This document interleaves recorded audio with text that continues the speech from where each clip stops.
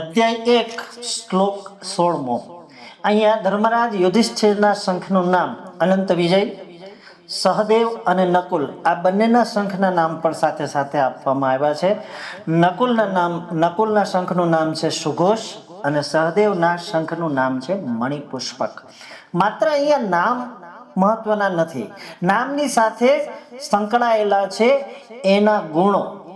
ધર્મરાજ યુધિષ્ઠિર હંમેશા સત્યની સાથે હતા અને હંમેશા એમનો વિજય થતો, એટલે એમના શંખનું નામ અનંત વિજય હતું। ત્યારે બીજી બાજુ જોઈએ કે નકુલ, તો નકુલનો શંખનું નામ છે સુઘોષ। સુઘોષ એટલે સારો અવાજ।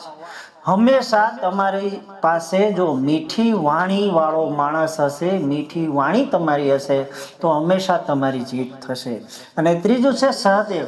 સહદેવના શંખનું નામ છે મણિપુષ્પક। મણિપુષ્પ એટલે શું? તમારી પાસે જે છે તે શું હોવું જોઈએ?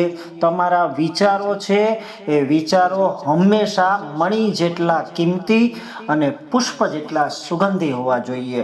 કહું એટલું કે સત્યનો સાથ, મીઠી વાણી અને સારા વિચારો અને મૂલ્યવાન વિચારો, સુગંધી વિચારો જો તમારી પાસે હશે તો આ દુનિયાની અંદર તમને કોઈ પણ હરાવી શકશે નહીં। આ ત્રણ વસ્તુ પાંડવો પાસે હતી એટલે એમનો વિજય છે એ નિશ્ચિત અહીંયાથી જણાય છે।